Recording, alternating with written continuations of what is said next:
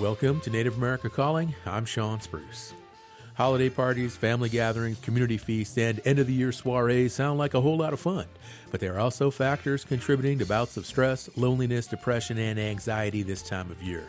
For many, this is the season when the holidays bring social pressures, work deadlines, and financial strains that all take a toll on mental health. In the next hour, we'll discuss ways to maintain mental wellness this time of year.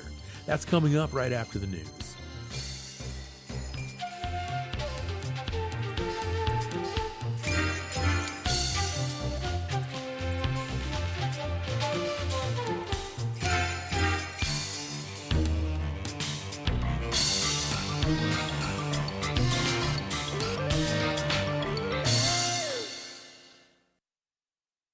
This is National Native News. I'm Antonia Gonzalez. For people experiencing addiction, it can help to talk to someone who's been through recovery themselves.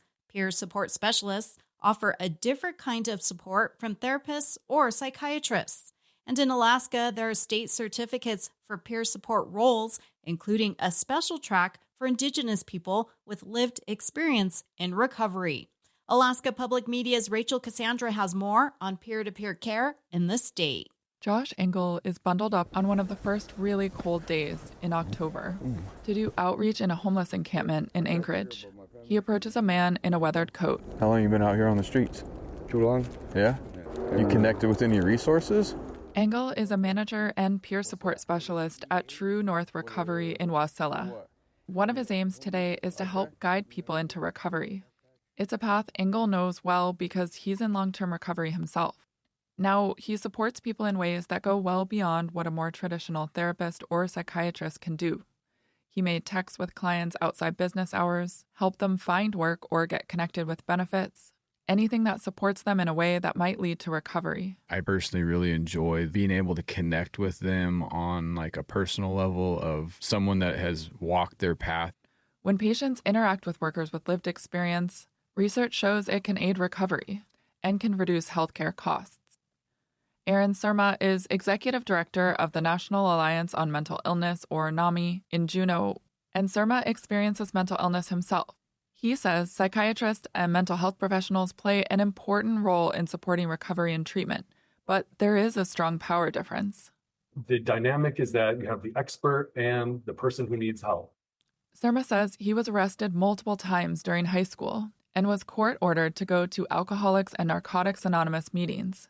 He says hearing peers in those groups was awesome, but things felt different when talking with his formal providers. When I was a teenager, I was lighting stuff on fire and buying garbage bags of weed. So then to go into a small room and talk to somebody, it's a million miles from what you know. He says it's easier for peers to bridge those gaps in early recovery. Peer support specialists speak the language of addiction and mental illness and also understand the more traditional language of behavioral health professionals. In Anchorage, I'm Rachel Cassandra. Seeds of Eden, which offers addiction recovery services and community-based behavioral health services, recently received a $30,000 grant from the South Dakota Community Foundation. The grant will help the organization with its work to provide sober living, peer support, care coordination, and case management, including a project to build a recovery housing facility on the Standing Rock Reservation on the South Dakota side. The Standing Rock Sioux Tribe straddles the South Dakota and North Dakota border.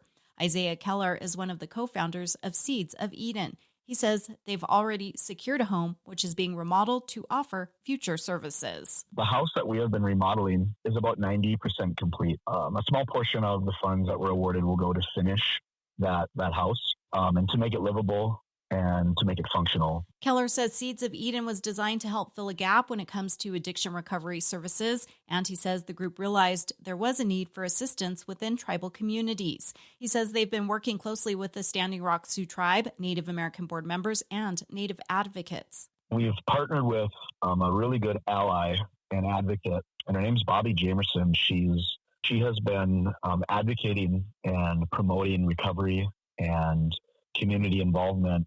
We're at a point right now where we feel like we have some great traction and some great movement. Keller says they'd like to expand services across South Dakota and beyond. I'm Antonia Gonzalez.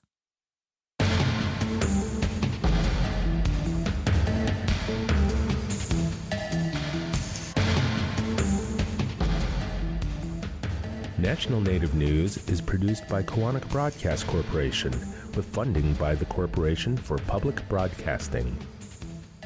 Support by AARP, whose Family Caregiver Resource Guide is available to caregivers by calling 877-333-5885 or at aarp.org/caregiver-resources. The Indian Arts and Crafts Board promotes Indian artists of federally recognized tribes through its online source directory. Information on this no-charge opportunity available at doi.gov/IACB, who support this program.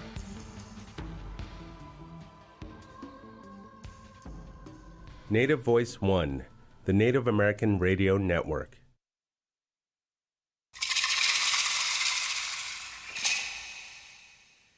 This is Native America Calling. I'm Sean Spruce. Among the festive lights, the presents, and the holiday traditions this time of year is, for some of us, added pressure, stress, and even depression. More than just the holiday blues, some people are weighed down by the financial burdens and the work it sometimes takes to meet perceived expectations during the holidays. Our guests today are versed in ways to address that stress and can also share tips for personal mental health maintenance. We also hear about the bigger picture that includes disparities for Native Americans and Alaska Natives when it comes to Native mental health treatment and awareness. There is plenty of good news to talk about too, including a growing number of culturally based behavioral health efforts. You can join our conversation today by calling 1-800-996-2848 or also at 1-800-99-NATIVE. Please also be aware that we will be talking about suicide prevention this hour. If you are experiencing a crisis, a good place to start is the 988 Suicide and Crisis Lifeline. Joining us now from Longmont, Colorado is Dr. Pamela Endofhorn. She's the National Suicide Prevention Consultant for the Indian Health Service. She is Oglala Lakota from Pine Ridge. Pamela, good morning, and welcome to Native America Calling. Good morning. Thank you for having me. Joining us from Anchorage, Alaska is Dr. Jessica Sunnyguk Ulrich. She's an assistant professor at the Institute for Research and Education to Advance Community Health, or IREACH. It's at Washington State University. She's a member of the Nome Eskimo community and a descendant of the native village of Wales.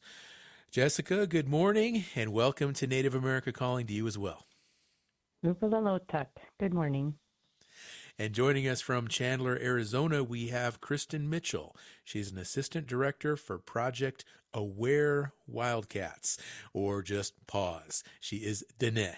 Kristen, good morning. Welcome to Native America Calling. Oh, Yate. Yate, it's great to have you on the show. Pamela, I want to begin with you. Please tell our listeners, what are some situations or triggers that can bring about negative emotions and behaviors at this time of year? I think one of the things that people have to be aware of is definitely seasonal depression. And when the impact in reality of it was the day has shortened, there's less sunlight, it really can impact your mental health, it can impact your circadian rhythms, and that really is a form of depression. And so I think when people start feeling down, especially during the winter months, it really comes down to that they're not getting enough light, and that really is a genuine medical concern that they should be seeking any kind of treatment or intervention for, because it can really impact you over the winter months. Pamela, as much as we talk about the difficulties that some people struggle with during this time of year, there's some good news here in that statistics for suicide decrease in December. Is there any information about whether family connections or maybe some other type of factor is a mental health boost during this time of year as well? Oh, definitely. When we think about suicide, we have to think about it from the perspective of disconnection, not feeling like they belong, feeling helpless, hopeless. When we're thinking about suicide, especially during the holidays, what we're really seeing a lot is connection. We're seeing a lot of people coming together. We're seeing a lot of activities that are occurring between families and friends, people who we're connected with. And that connection can really drive an individual to be more at ease, to feel supported, to feel connected, to feel like they belong. And that is what we really want to focus on, and especially during the holidays, is that how can we maintain, how can we increase that support, especially as we're looking into the longer winter months and then eventually into spring. Now, it's interesting to note, though, that while family gatherings, they're important and they can be a cause for celebration, they can also sometimes bring their own types of stress. Sometimes relatives can get in arguments or, sometimes family members clash a little bit. Is there any way to recognize and cope with that during gatherings? Oh, definitely. We have to think about it from the perspective of quality relationships, because what we know is that quality relationships really add to our feelings of belonging, our feelings of connection. It's the relationships that have less quality that we need to be aware of, and identifying those situations that may arise that we know so-and-so and so should not be together, but and more importantly, what is our role in that kind of situation, and how do we take care of ourselves when we are dealing with that? And this is where self-care becomes very important. Self-soothing techniques, ensuring that we are managing the situation, even if we have to step away from the relationship or situation, to keep ourselves grounded, keep ourselves safe, and then going and taking care of ourselves, be that breathing exercises, leaving the situation, taking a walk, or any other really healthy, positive mental health focused activity. Can you walk us through the process? Let's say someone is struggling with their mental health and they come to the Indian Health Service for the first time. What will they encounter? What will that intake? What all will be involved in that process?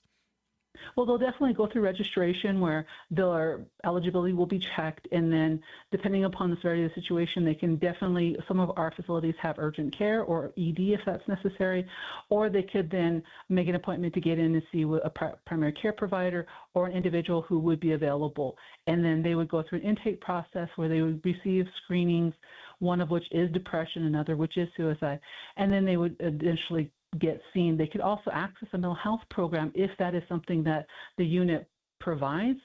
We do have a significant number of our behavioral health services that are Title I, 638 contracts, which is provided by the tribe. And so they can also access those services as well, especially if it's for their tribe, and then they can get help through that mechanism as well. Going back to the subject of suicide, what is needed to address the statistical disparities when it comes to suicides among Native Americans and Alaska Native peoples? And when is the peak period for suicides? For our population of American and Alaska Natives, we generally see our peak in the summer, usually about July. And it really makes sense when we're thinking about it from the perspective of connection and belonging. School's out, people are tending to not be feeling connected because they have no activity. And also over the summer months, things tend to peak when it comes to substance use, as well as a lot of acute interpersonal factors. So when we're thinking about American and Alaska Natives, what we really want to focus on is, number one, we want to feel connected. We need to make sure that we have adequate, appropriate, and acceptable levels of connection. We want to have quality relationships. But more often than that, what we see in the literature and what we've seen with the Centers for Disease Control and Prevention is that individuals who are going on and dying by suicide who are American and Alaska Native really involves substance use, alcohol specifically. It involves a lot of family and interpersonal issues, and it usually involves some kind of crisis occurring. So if you think about it from that perspective, if we can intervene in one, we can decrease suicide as an outcome. This really comes down to how are we helping our tribal communities lean into their tribal practices, their knowledge, their songs, their dance, their ceremonies. How do we pull that back into and really address what the individual is going through a tribally specific focus, cultural perspective, because culture is prevention. We want our people to be reconnected or maintain connection with their tribal values and knowledge and skills and history, because what we know is that gives them belonging, it gives them identity, and ultimately keeps them connected and keeps them grounded in the sacredness of life. Why is suicide prevention important to you in your career? What got you involved in this type of work?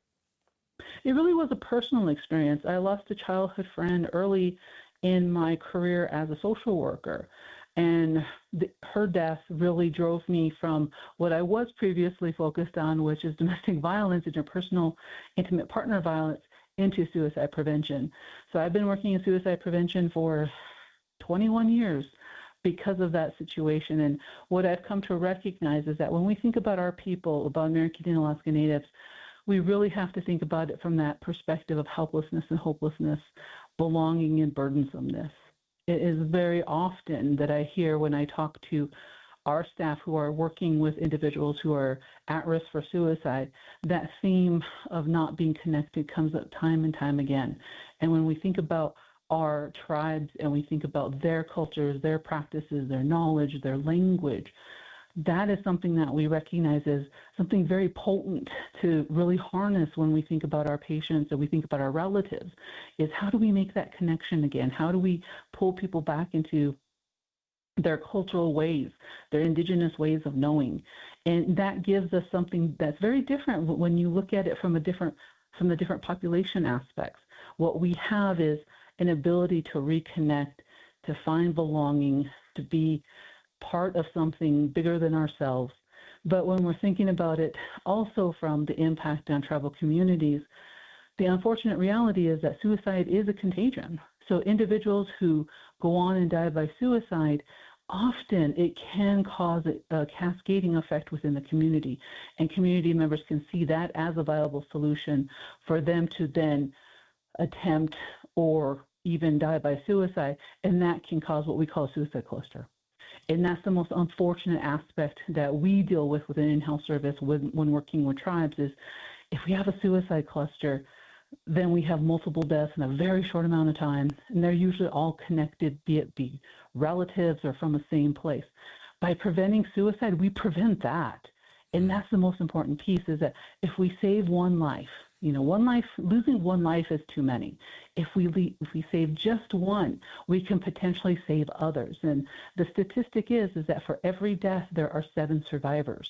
So if you think about it from that perspective, if we save one person from attempting suicide, we can save 7 other people. Dr. Pamela Endifhorn, National Suicide Prevention Consultant for the Indian Health Service, kicking off our conversation here today on Native America Calling. We've got the phone lines open right now for anyone. Maybe you're feeling what we might refer to as the holiday blues, or maybe it's impacting you a little bit more seriously, and you'd like to join the conversation. You'd like to share some of your experiences, or maybe you've sought some effective mental health solutions in your life and you'd like to talk about them, or you're familiar with programs. 1-800-996-2848. That's our number.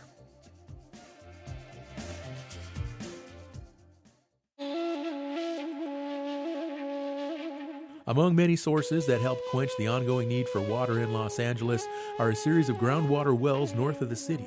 Over the years, the demand on those wells means a lot of streams, wetlands, and personal water sources for area tribes are drying up. We'll look at the dynamics of urban and rural water demands in California's Owens Valley on the next Native America Calling.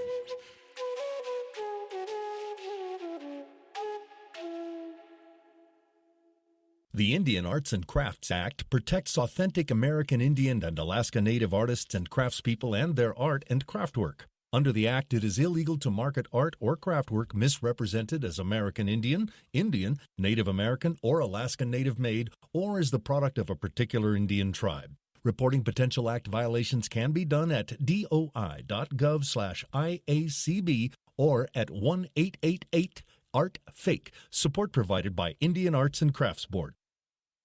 You are listening to Native America Calling. We're talking about how the holidays can take a toll on a person's mental health. Is this an issue that you can identify with? How do you deal with holiday stress, anxiety, or depression? You can give us a call, 1-800-996-2848. We'd love to hear from some listeners today. Share your insights. That number is also 1-800-99-NATIVE. Dr. Jessica Sunnyguk Ulrich joins us now from Anchorage, Alaska. She is an assistant professor at the Institute for Research and Education to Advance Community Health at Washington State University. And Jessica, as I understand, making connections is a big part of the work that you do. Can you describe how that fits into your research and what you're specifically focusing on? Yeah, when I was going through my doctoral program, I really focused on what is it that promotes Indigenous well-being, and did a whole big literature review and came across an article where the People's Awakening Team of Southwest Alaska, an indigenous group, defined this term connectedness as the interrelated welfare of an individual, a family, a community, and the earth.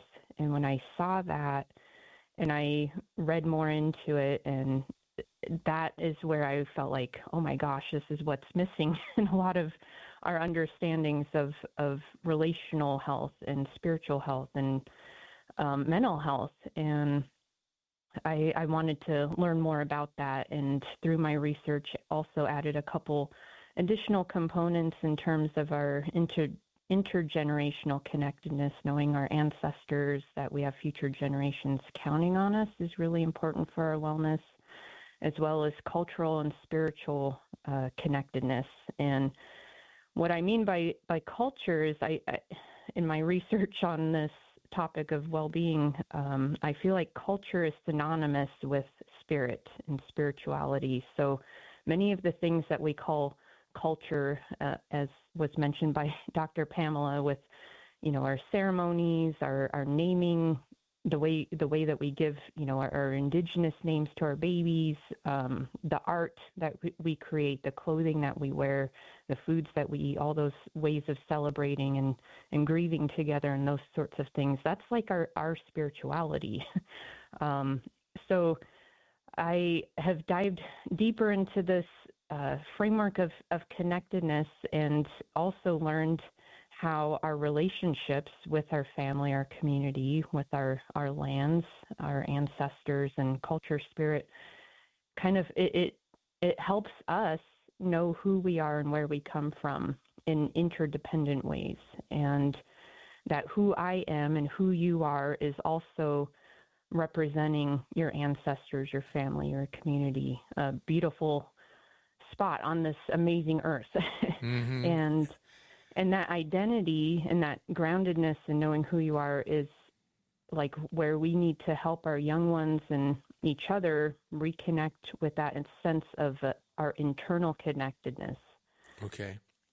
I think this is really helpful for a lot of our listeners, because when we think of that word connections, I think that can mean different things to different people. But as you describe it, this interrelated relationship between family, community, culture, earth, all really exciting, all really timely, all really relevant to Native people. But are there barriers to making these types of connections? And if so, how do you get people over those barriers? Yeah, I feel like I'm also learning about how trauma can sometimes create disconnect between ourselves and our family, our community, our knowledge of our ceremonies and cultural and spiritual practices and those sorts of things. But I see this renaissance, like this revitalization, this reconnection happening for many of our tribal members, where there are opportunities to learn and to repair relationships and to learn how to have healthy relationships again. And that also involves like having a healthy internal relationship with ourselves and coming back to our ancestral wisdom that we've been able to inherit, that gives us the tools and knowledge and abilities to heal and to get at the deeper rooted traumas that many of us are facing and challenged by in a multitude of ways. What about language? You talked about culture, spirituality. How does language tie into this as well with mental health? Yeah, our indigenous languages are amazing in terms of how they are packed with so much of that ancestral wisdom, relational ways of being and knowing. And I remember going to my grandmother as I was working on all of this research and everything, and I went to her and I said, "Grandma, how do we say culture in our language?" And she looked at me funny and she's like, "Well, what do you mean by culture?" And that's when I described to her, well, it's our ways of living and being and all of that kind of stuff that I just mentioned. And this is where she taught me that culture is spirit, because she said, "Oh, you mean Inusuk?" In our language, that means spirit. And And that's when I had my mind blown. And I feel like our language has so many mind-blowing things for us to learn and then teach to each other and bring back to life through our speaking. Mm-hmm. Wisdom of an elder. Beautiful, beautiful anecdote, Jessica. Can you give us any more examples of other places or other people or groups that are doing these right practices in terms of making these connections you're talking about and really making a difference in people's lives? Yeah, I wanted to mention a couple scholars that I have learned so much from.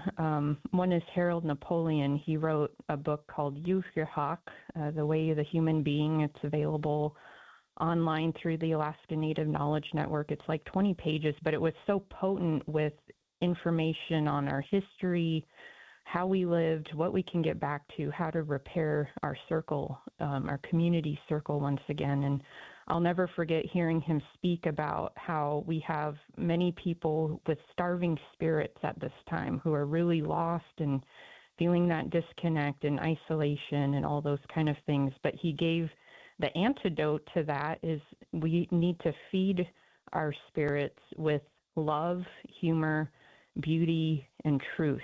And our ancestors passed so much on to us that really I feel like envelope those key ingredients to help our wellness, our mental health.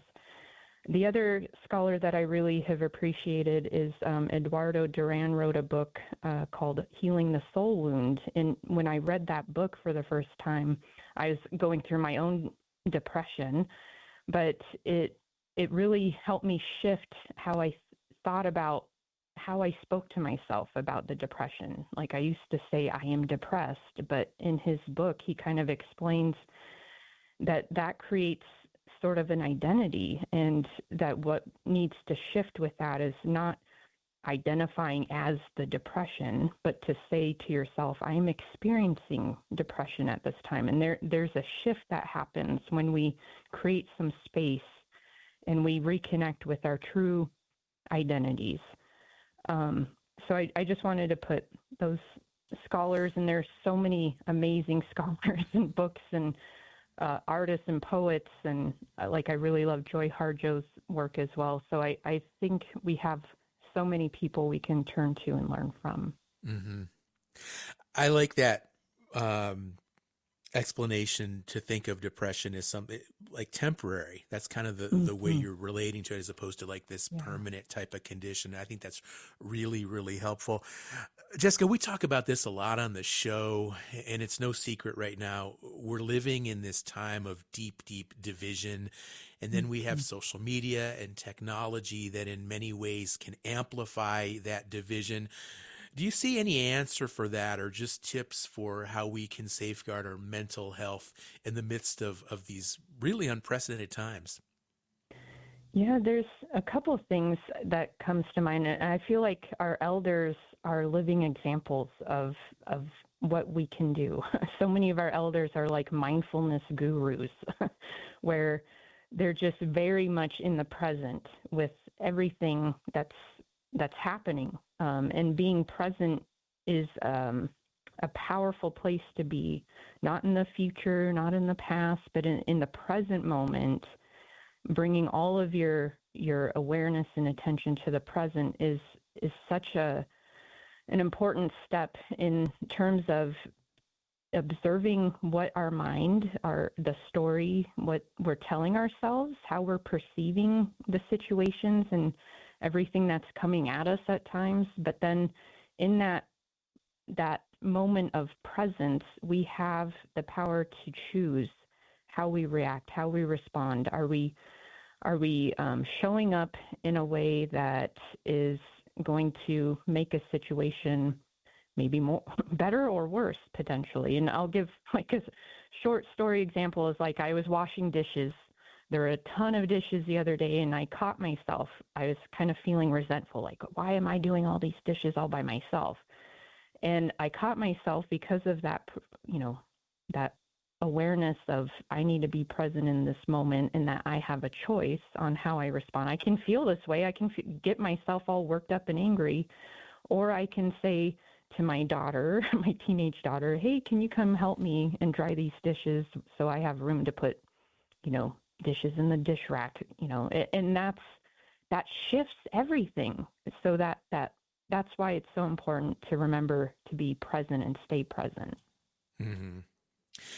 There have been major federal cuts with regard to substance abuse and mental health services, SAMHSA. And tell me more. I mean, what does the outlook look like right now in Alaska for suicide outreach and prevention, given these major cuts to its previous support? It's definitely very challenging. We're definitely living through uncertain times and don't know how much longer we'll have, funding to support many of our efforts to promote health and wellness amongst our young people and our community members. And I also have hope that we are sort of taking our power back in terms of we have relational ways of knowing and being that it doesn't have to cost all this money. So like when I saw SNAP benefits were getting cut for our community members for the month in November, I just said, okay, well, I would love to invite people over for dinner. Every Sunday we're going to have Sunday dinners, and then that's when people started pitching in, and I had an anonymous donor give money so we can pass out gift cards for the grocery store.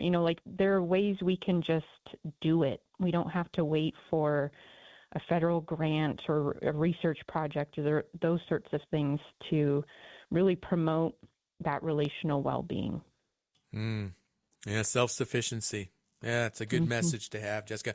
Pamela, I'd like to bring you back into the conversation and get your thoughts with regard to federal cuts. And specifically, do you see any expectation going forward that Native Americans should perhaps move away from the research, outreach, and treatment that the federal government's once offered?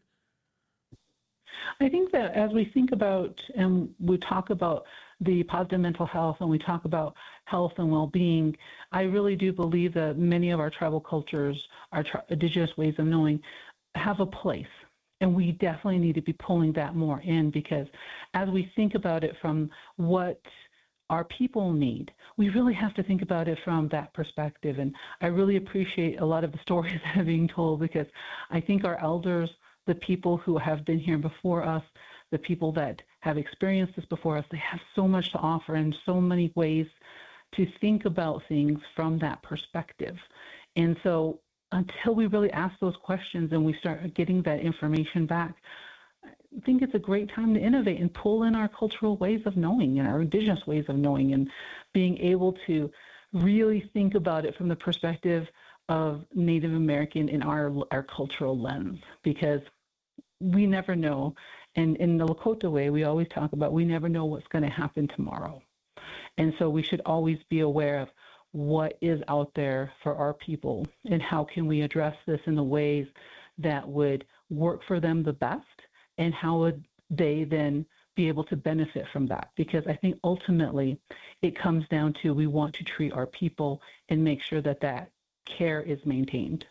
Okay. Thank you, Pamela. Jessica, I want to go back to you because, and this is something that I struggle with, and especially during the holidays, and we're talking a lot about our elders and our family histories and our culture. And I'm almost 60 years old now, and I've lost a lot of elders. I've lost a lot of people in my family. And during the holidays, I have a lot of these memories of, I have good memories of Christmases as a child growing up, but I also just begin to fixate on all the people that I've lost and all the family members who are no longer with me. And it gets me sad. And then I'm thinking, I don't want to think about those memories. And if it's so conflicted for me. And do you have any tips for like how to kind of balance that between having reverence and having those memories of those people that we once loved, but they're gone, and not getting too sentimental to the point that it kind of starts to impact someone's mental health? Yeah, I totally relate with that, and I feel like so many of us do. This is when it's hard, when we've lost loved ones and we miss them, like I've lost both of my parents, and it is harder around holidays because it's just not the same without them. And I think what I've learned through my healing process is to allow the feelings to come up when they come up. Like we might be in the car listening to a song and that song reminds us of them and we really miss them, but to allow and acknowledge what you're feeling, recognize it, feel it. If the tears fall, allow that to happen. Instead of I think so many times we try to push it down or, pivot and not think or feel anything about that. And it's that doesn't help in the long run. So it's better to observe it, feel it, acknowledge it, stay present with it. And then our mind has that power and ability to, instead of getting sucked into I'm alone or, the narrative that can really take us to a dark place, we can shift that narrative to I am so grateful that they taught me this, that we had that I can continue the traditions and bring this joy forward through the life and the time that I have left with the relatives that we shared together. You know what I'm saying? So the way we think and the story we tell ourselves that is so important to be mindful of. Okay. And I'm glad you mentioned, you can hear a song sometimes, because, Christmas carols, I find Christmas carols can be a trigger. So I kind of avoid Christmas carols a little bit as I get older, because I just never know how I'm going to feel sometimes when I hear some of these old songs. But anyway, we have to take another break. We're going to come back, and we're going to continue our conversation with another guest, Kristen Mitchell. So stay with us. We'll be right back.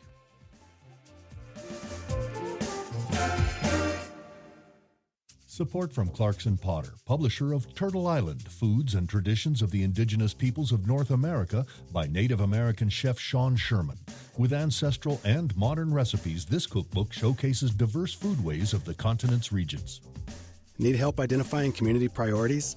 Kaufman & Associates' approach to evaluation is rooted in Indigenous knowledge, honoring tribal history, and sovereignty. More at kaufmaninc.com, KAUFFMANINC.com. This is Native America Calling, and we're talking about maintaining mental wellness during the busy and sometimes stressful holiday season. Plenty of time yet for listeners. If you'd like to join this conversation, tell us how you deal with financial stress or social anxiety in your life. Just call us, 1-800-996-2848. That number is also 1-800-99-NATIVE. Kristen Mitchell joins us now from Chandler, Arizona. She is an assistant director for Project Aware Wildcats, or just PAWS. Kristen, I want to thank you again for coming on the show, and let's talk more about your program, PAWS. It is a result of a nearly $5 million SAMHSA grant, Substance Abuse and Mental Health Services. What is the need in the Chinle School District for this kind of mental health support? Yeah, thank you for having me. So really, Project Aware Wildcats, or PAWS, is helping to support the critical mental health needs of students, adolescents, young adults at Chinle Unified School District. And the school district alone serves 7 schools in the community. And so what we're doing with PAWS is assisting to promote mental health and well-being within the educational setting. What research informs the program? Yeah, so there's been, the school district utilizes several assessments, and that's been helpful to kind of draw out some possible outcomes and goals, and more so for mental health needs and behavioral interventions. But previously, post-pandemic, our Johns Hopkins Center, we conducted a study called Project Safe Schools. And from that study, we surveyed students, their caregivers, school staff, and teachers on the outcome, mental health outcome post-pandemic. And from that, we did see an increase in mental health symptoms from students, staff, and caregivers. And so this was really something that we've partnered with the school district to provide for the community.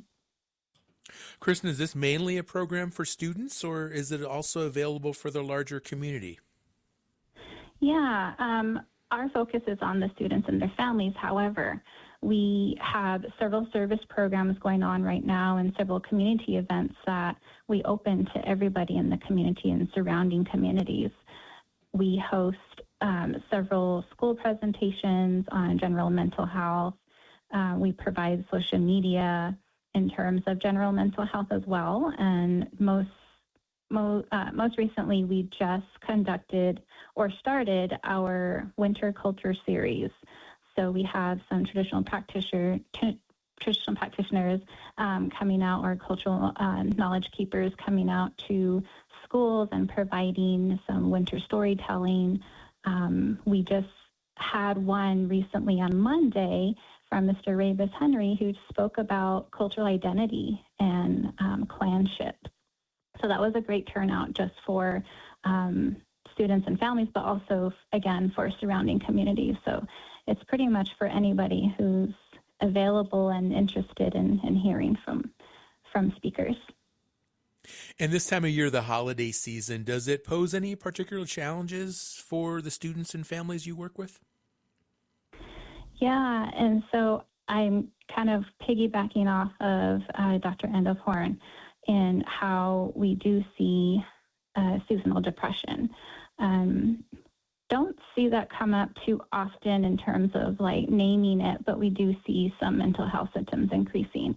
And so with that, our team is well equipped and trained in some mental health and behavioral health interventions. We have our kinship navigators who kind of form guidance for families in and around these conversations of, you know, this is what I'm needing help with, how can you help me? And so we help to guide, almost like a patient navigator type of system, where we guide families and caregivers about, you know, community resources or within the school district system services. So that could be with setting up some mental health consultations or referrals to IHS counseling department, or seeking some food bank referrals. So there's a lot of services that I recommend or are asked about, and we offer that. We recommend, but we also help guide them. Like, this is what you can expect if you utilize this resource. And then just checking in on them. I think that's one of the things that we do quite well as a team, is checking in on those families or those caregivers, asking them, were you able to get a hold of somebody, or were you able to receive that type of service? If not, then we help to problem solve. Kristen, we've been talking about big cuts at the federal level for mental health support, and of course, your program is does receive a grant from SAMHSA. Will that have a difference to young residents of Chinle and the surrounding area in terms of how this program goes forward? Yeah, that has definitely been a main concern. However, we have a lot of trust in our leadership within the center to continue, being a part of these conversations. And right now, our team on the ground isn't worried. I think a lot of the time those questions do come up, but we just continue what we're doing and continue what we do best, and helping the community and working with the community. So this sounds like a really fabulous program. And of course, the size of the Navajo Nation, Chinle, is just one community. Any opportunities to scale PAWS into other parts of the Navajo Nation? Oh, I think we would love that. Right now, we're taking a lot in terms of data collection under the schools, in hopes that it could definitely help other school districts. There's BIA schools and who do get interest in some of the events that we're hosting, or some of the programs or trainings that we offer to the community.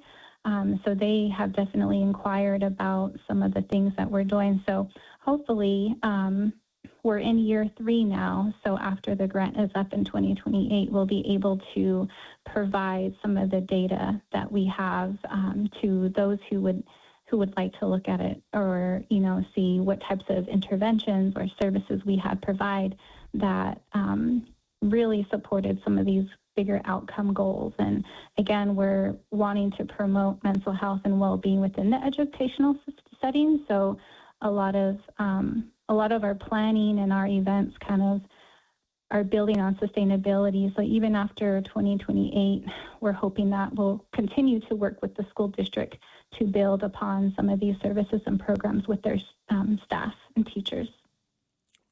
Kristen, I'm looking at more information about PAWS on the Center for Indigenous Health website, and I see that some of the motivation for the program began as part of COVID-19 pandemic response efforts. And I'm curious to know, is that still an issue that you folks are dealing with, any of this repercussion from COVID or any long-term impacts that we're still having to address with regard to mental health, specifically for young people like you work with? Yeah, I think one of the big factors that we did see with Project Safe Schools in the mental health surveys that we conducted, I think we did see a lot of social anxiety. But since, now we're in 2025, almost in 2026, I think that has definitely decreased in terms of what our students are doing now within school and in sports and in the community itself. And so I do see that has decreased. And more long-term effects, I think, just more so reconnecting with resources. I think, too, that with our programs, that's one of the main key focuses that we try to encourage families to continue is reconnecting with counseling, reconnecting with tribal services, whether that's family services, or just reconnecting with those that they may have lost connection with, whether that's people in their family, people in their social networks. But when we're having these conversations with families themselves, they're very encouraged to go and go to these events that we're offering and being a part of some workshops and training. So I think that's a good thing and a positive thing that we're now seeing in our community. And it's just kind of great to support that with some of the programs we're offering. And the families who have participated in these events, as you've described, conversations or presentations from elders and cultural teachings, what are they telling you? What's the feedback? Yeah, the feedback has been really great. Just over the summer, we were able to provide a summer camp, the Native Vision and Hojo Horizon Summer Camp under PAWS. And we had, I would say, over 300 registered campers.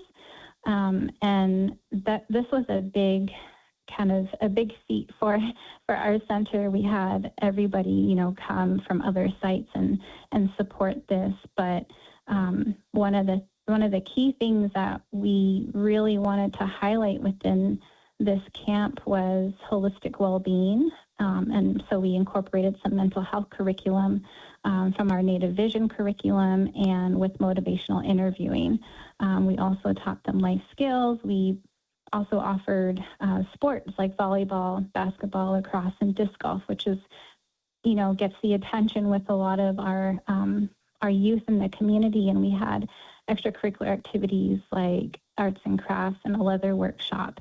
And this was open to grades K through 12, and we had this in Chinle at 2 of our schools. And so it was a very great turnout, and we had a lot of great feedback from parents themselves saying that it was great that my kids were, engaging in activity every day, and that the lessons that they received were very helpful, and the campers were going home telling their caregivers what they've learned, what type of social relationships they were able to make, social connections. And so that was a great event, and we hope to continue that. But I think that we do get a lot of positive feedback. And, we're always open to, feedback of improvement. So there's been some feedback in that area as well, and that's always a hope, right, is to get better and to adjust where needed. But again, a lot of our programs are well received, and we're very thankful for that. And how do you do that? I'm curious. What are some ways that you could improve the program based on some of this feedback you've received? Yeah, I think one of the things that we've heard is expanding. And so your question earlier about expansion is definitely on our radar, and expanding to those students and families who have, may have struggle in coming to some of our events. And so that's the next thing on our list, is to expand to possibly those chapter houses, where we know that students, there's definitely limited resources in transportation. That's one of the big things that we see in our community. And so I think that's the most type of feedback that we get is, can you offer this here? And so that's definitely something that we're tackling. And I think it's just really listening to the community. What are their needs of each community? One thing that the center does well in terms of our community-based participatory research is just listening and involving the communities. We have community advisory boards, also known as CABs, where we really hone in to feedback from the community. And also we're very active in our chapter meetings. And so for Chinle, we're definitely on the board for the next chapter meeting. So if any listeners out there, that's definitely where you can hear some of our program updates as well. Okay, that's good to know, because I'm thinking about listeners right now, especially families with children or school students, and they might not have a program like this, a mental health program. They might be on the Navajo Nation. They could be in another part of Indian country. Do you have any resources available online, or any suggestions for how folks can reach out for any sort of Native-specific mental health training or services for students in school? Yeah, I think anybody can give us a call to ask about how we can support in whichever way. We've been able to have some of our staff present, again, on general mental health. We can offer a training. So we have some of our center staff who are trained in several things. And so it's just a matter of calling or visiting our website to ask of those needs. But in terms of our Project Aware Wildcats website, on the center's website, I would say go there, because we have some great files on there that you can kind of just click in. We have a YouTube channel as well where we have some resources available, but for Chinle community, we have a resource guide that we kind of offer to some of our residents.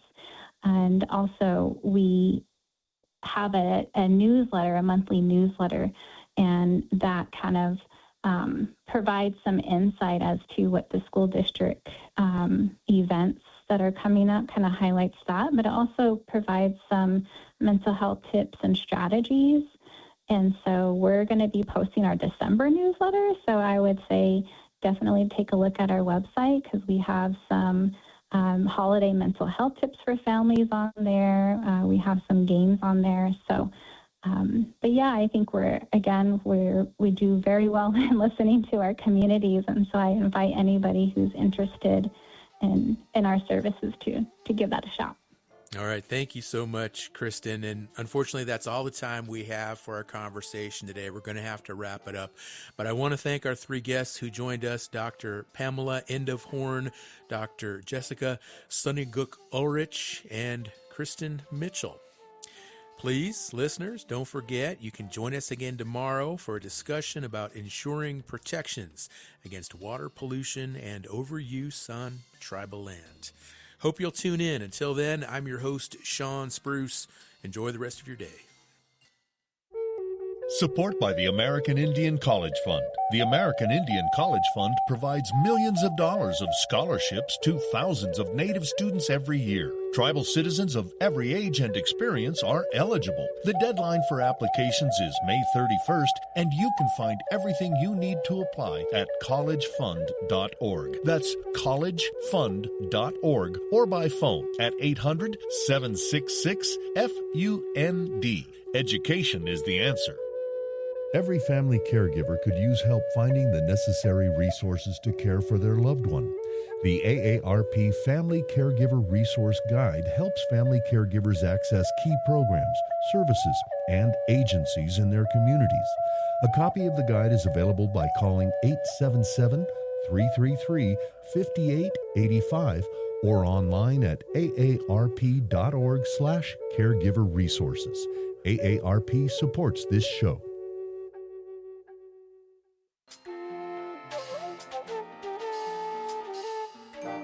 Native America Calling is produced in the Annenberg National Native Voice Studios in Albuquerque, New Mexico by Koahnic Broadcast Corporation, a Native nonprofit media organization. Funding is provided by the Corporation for Public Broadcasting with support from the Public Radio Satellite Service. Music is by Brent Michael Davids. Native Voice One, the Native American Radio Network.